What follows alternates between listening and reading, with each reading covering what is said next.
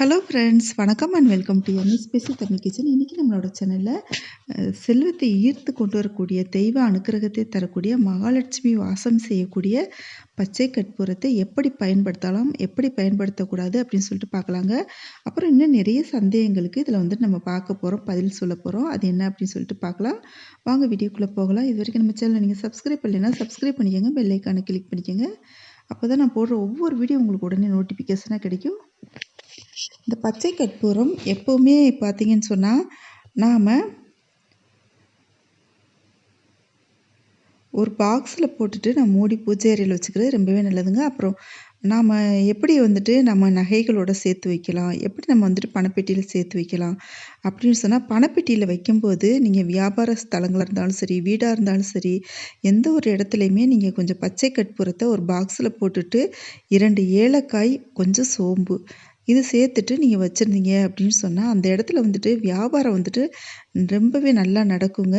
அப்புறம் வீட்லேயும் பார்த்தீங்கன்னா செல்வ செழிப்பு உண்டாகும். நம்ம இதுவரைக்கும் நம்ம கஷ்டப்பட்டு உழைச்சாலும் நம்ம எந்த ஒரு பணம் சேர்க்கும் முயற்சியிலையோ எந்த ஒரு காரியங்களையுமே ஏற்பட்டு இருந்த தங்கு தடைகள் எல்லாமே நீக்கக்கூடியது. இது இருக்கிற இடத்துல தெய்வ அனுக்கிரகம் கிடைக்குங்க. மகாலட்சுமியோட பூர்ண அனுக்கிரகம் கிடைக்கும். மகாலட்சுமி தாயார் அந்த வீட்டில் கட்டாயம் வாசம் செய்வாங்க. அப்புறம் பார்த்தீங்கன்னு சொன்னால், இந்த பச்சை கற்பூரத்தை தீபாராதனை காட்டலாமா அப்படின்னு சொல்லிட்டு ஒரு சிலர் கேட்குறாங்க. அந்த மாதிரி செய்யவே கூடாதுங்க. தீபாராதனை காட்டவே கூடாது. இந்த பச்சை கற்பூரத்தை தீயில நம்ம காட்டக்கூடாதுங்க. ஆனால் இதை எண்ணெய் இருக்கு இல்லையா, எண்ணெயில் நம்ம இதை கையில் நசுக்குனாலே பவுடர் ஆயிரும். நம்ம நல்லெண்ணெயிலையோ நெய்யிலையோ இந்த பச்சை கற்பூரத்தை பவுடர் பண்ணி போட்டுட்டு நம்ம விளக்கு ஏற்றலாங்க. அப்போ வீடே பார்த்தீங்கன்னு சொன்னால் ஒரு கோவிலில் இருக்கக்கூடிய ஒரு மகா சக்தி வீட்டில் இருக்குங்க. ஆனால் பார்த்தீங்கன்னு சொன்னால், தீபாராதனை காட்டக்கூடாது. இந்த சூடத்தை கொளுத்தவே கூடாதுங்க, எக்காரணம் கொண்டும். அப்புறம் ஒரு சிலர் பார்த்தீங்கன்னா, வீடு மெழுகிறதுக்கெல்லாம் பார்த்தீங்கன்னா, பச்சை கற்பூரத்தை தண்ணியில் கரைச்சிட்டு வீடு கமகமன்னு வாசனையாக இருக்கும் அப்படின்றதுக்காக மெழுகுறாங்க. அந்த மாதிரி செய்யவே கூடாதுங்க. அது மகா பெரிய பாவம். இது காலில் மிதிப்படவே கூடாது. இது தெய்வ சக்தி வாய்ந்த ஒரு பொருள்னால இது காலில் மிதிப்படக்கூடாதுங்க. அப்புறம் என்ன செய்யலாம் அப்படின்னு சொன்னால், நம்ம பர்ஸில் வச்சுட்டு எங்கே வேணாலுமே வெளியே எடுத்துகிட்டு போகலாங்க.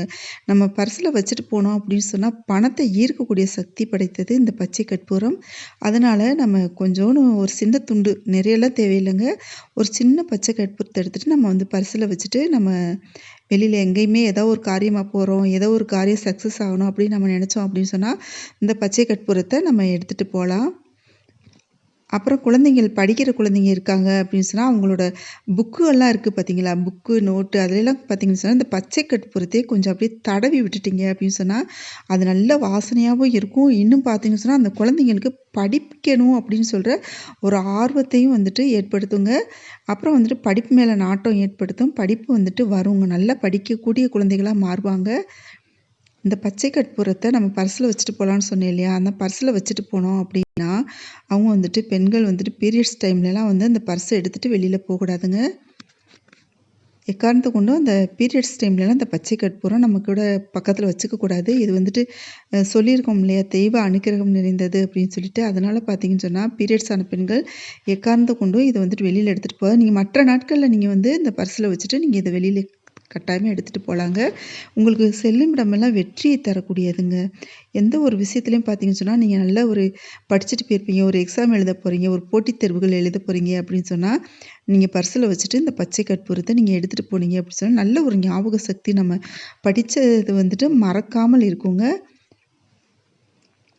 பூஜை அறையிலையுமே நம்ம இந்த பச்சை கற்பூரத்தை நம்ம வைக்கலாம். திறந்து தான் வைக்கணும்லாம் இல்லைங்க. பாக்ஸில் போட்டு மூடி வச்சாலே இதோட அணுக்கிரகம் நல்லாவே கிடைக்குங்க. வீட்டில் எந்த ஒரு தீய சக்தியுமே அண்டாது. வீடே ஃபுல்லாக பார்த்தீங்கன்னு சொன்னால் பாசிட்டிவால் நிறைஞ்சிருக்கும். நீங்கள் சரி வீட்டில் சரி வீடு மெழுகக்கூடாதுன்றீங்க, வீடு ஃபுல்லாக நாங்கள் தெளிக்கணும் அப்படின்னு சொன்னால், நீங்கள் என்ன செய்யலான்னு சொன்னால், கொஞ்சம் சின்ன கப்பில் தண்ணியில் நீங்கள் கொஞ்சம் பச்சை கற்பூரத்தை பவுடர் பண்ணி கையில் நசுக்குனாலே இது பவுடர் ஆயிரும். இதை பண்ணிவிட்டு நீங்கள் சிவர்களில் தொளிச்சு விடலாங்க. வாசல்லையோ இல்லை வீட்டுக்குள்ளேயே மெழுகவோ கால் மிதிப்படுற இடத்துல மட்டும் எக்காரணத்தை கொண்டும் தொளிக்கவே கூடாது. நீங்க எப்படி செஞ்சுட்டே வந்தீங்க அப்படின்னு சொன்னாலே, அப்புறம் பார்த்தீங்கன்னு சொன்னா, நம்ம நான்வெஜ் சாப்பிடுறோம் இல்லையா? நான்வெஜ் சாப்பிடுற அன்னைக்கு, இந்த பச்சை கற்பூரத்த நம்ம வந்துட்டு கைகளால தொடவே கூடாதுங்க. இது வந்துட்டு திருப்பதி பெருமாளோட தாடையிலேயே வந்துட்டு இந்த பச்சை கற்பூரத்த வச்சிருப்பாங்க. எதனால அப்படின்னு சொன்னா, இது வந்துட்டு திருப்பதி பெருமாளுக்கும் சரி, மகாலட்சுமி தாயாருக்கும் சரி, ரொம்பவே உகந்தது. அதனால பார்த்தீங்கன்னு சொன்னா, இது வந்துட்டு கடவுளுக்கே பார்த்தீங்கன்னா, தாடையில வச்சிருப்பாங்க. நீங்க வந்துட்டு எக்காரணத்த கொண்டும் நான்வெஜ் சாப்பிடுற அன்னைக்கு இந்த பச்சை கற்பூரத்த தொடவே கூடாதுங்க. நீங்க குளிச்சுட்டு மறுநாள் நீங்க வந்துட்டு இத வந்துட்டு தொடலாம்.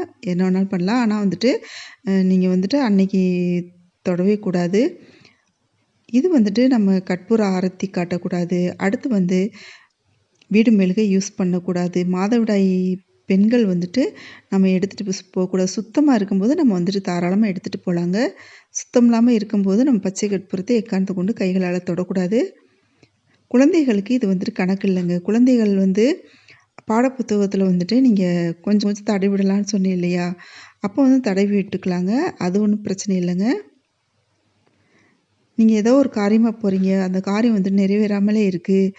சரி என்ன பண்ணலாம் அப்படின்னு சொன்னா, இந்த பச்சை கற்பூரம் கொஞ்சம் கையில எடுத்துட்டு, சும்மா ஒரு சின்ன பீஸ் எடுத்துட்டு நீங்க போனீங்க. ஒரு பர்ஸ்லயோ, இல்ல பாக்கெட்லயோ ஆண்களா இருந்தா பாக்கெட்லயோ ஒரு சின்ன பேப்பர்ல மடிச்சு நீங்க வச்சுட்டு போனீங்க அப்படி சொன்னாலே, கட்டாயமா வந்துட்டு அந்த காரியங்கள் வந்துட்டு சக்சஸ் ஆகும். இந்த பச்சை கற்பூரம் ரொம்பவே அனுக்கிரகம் நிறைஞ்சதுங்க. உங்கள வந்துட்டு எதிரிகள உங்கள கிட்டத்திலே வந்துட்டு அண்ட விடாது. அந்த அளவுக்கு வந்துட்டு தெய்வ அனுக்கிரகம் நிறைஞ்சது. தெய்வங்கள் இருக்கிற இடத்துல கெட்ட எதுவுமே நடக்காதுங்க. ஃபுல்லாவே நன்மைகளா தான் நடக்கும். அதனால பார்த்தீங்கன்னு சொன்னா, பச்சை கற்பூரத்த நம்ம கூடவே வச்சுக்கிறது ரொம்ப ரொம்ப நல்லது. இது வந்துட்டு பெரியவங்கள் வந்துட்டு நீங்க சரி பெண்கள் வந்து மாதவிடாய் டைம்ல வந்துட்டு நீங்க எடுத்துட்டு போக்கூடாதுன்னு சொல்லல. பெரியவங்க கையால குடுத்துட்டு, நீங்க வந்து அவங்க உங்க கூட வர்றாங்க, இல்ல வேற யாரும் உங்க கூட வர்றாங்க அப்படின்னு சொன்னா, ஒரு காரியமா போறீங்க. சரி நீங்க வந்து அந்த பர்ஸ்ல வச்சுட்டு போ முடியாத சூழ்நிலை இருக்கீங்க. இப்ப கூட வருவாங்க இல்லையா? உங்க குடும்பத்த சேர்ந்த பெரியவங்களோ, குழந்தைகளோ, இல்ல ஆண்களோ கூட வர்றாங்க இல்லையா? குடும்பத்த சேர்ந்தவங்க. அவங்க கிட்ட வந்துட்டு நீங்க இந்த பச்சை கற்பூரத்த குடுத்துட்டு போனீங்கனாலே, கூட வந்தாங்க அப்படின்னு சொன்னாலே, அது வந்துட்டு உங்களுக்கு சக்சஸா முடியும். இந்த பச்சை கற்பூரம் ரொம்ப ரொம்ப அற்புதங்கள் நிறைந்ததுங்க. எப்பவுமே பார்த்தீங்கன்னு சொன்னா, இது வந்து நன்மைகளை மட்டும் தான் முறைப்படி நம்ம பயன்படுத்தினோம் அப்படின்னு சொன்னா தரும். இத வந்துட்டு எக்காரணத்த கொண்டும் முறைப்படி மட்டும் தாங்க பயன்படுத்தணும். வீடு மெழுகவோ, நம்ம ஆரத்தி காட்டவோ நம்ம வந்துட்டு பயன்படுத்தவே கூடாது. உங்களுக்கு புடவையெல்லாம் சேரணும்னு நீங்க நினைக்கிறீங்களா? புடவையெல்லாம் நெறைய சேரணும் அப்படின்னு சொன்னா, ஒரு பாக்ஸ்ல போட்டு நம்ம தொறந்து தான் வைக்கணும்லாம் இல்லங்க. நம்ம ஒரு பாக்ஸ்ல சின்னதா ஒரு பாக்ஸ்ல போட்டுட்டு, நம்ம புடவைகள் இருக்கிற அலமாரிக்குள்ள நம்ம வச்சுட்டோம் அப்படின்னு சொன்னாலே பார்த்துட்டே இருந்தீங்கன்னா, நெறைய வந்துட்டு புடவைகள் சேர ஆரம்பிக்குங்க. அதே மாதிரி தான் நகைகள் சேர்றதுக்கும், நகைகள் சேரணும் அப்படின்னு சொன்னாலுமே ஒரு பாக்ஸ்ல போட்டுட்டு, 3 ஏலக்காய், இந்த பச்சை கற்பூரம், அப்புறம் பார்த்தீங்கன்னு சொன்னா, ஒரு 3 கிராம்பு, கொஞ்சம் சோம்பு இது எல்லாமே ஒரு பாக்ஸ்ல போட்டுட்டு நம்ம பீரோக்குள்ள நம்ம எந்த இடத்துல நம்ம நகை வைப்போமோ, அந்த இடத்துல வந்துட்டு பாக்ஸ் நல்லா டைட்டா மூடிரணுங்க. தொறந்து வச்சா தான் அதோட பலன்கள் கிடைக்கும்லாம் இல்ல. மூடிட்டு நம்ம வச்சோம் அப்படின்னு சொன்னாலே, நகை வந்துட்டு பெருகிட்டு வரத உங்களால கண்கூடா காண முடியுங்க. அடிக்கடி நீங்க வந்து நகை வாங்க ஆரம்பிப்பீங்க.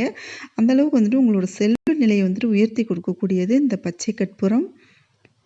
இந்த பதிவு உங்களுக்கு பிடிச்சிருந்துச்சு அப்படி சொன்னா, நம்ம சேனல இதுவரைக்கும் சப்ஸ்கிரைப் பண்ணலைன்னா, சப்ஸ்கிரைப் பண்ணிக்கோங்க. பெல் ஐக்கான கிளிக் பண்ணிக்கோங்க. ஃப்ரெண்ட்ஸுக்கு ஷேர் பண்ணுங்க, லைக் பண்ணுங்க, கமெண்ட் பண்ணுங்க. நாம் மீண்டும் ஒரு நல்ல பதிவில் சந்திப்போம். நன்றி, வணக்கம்.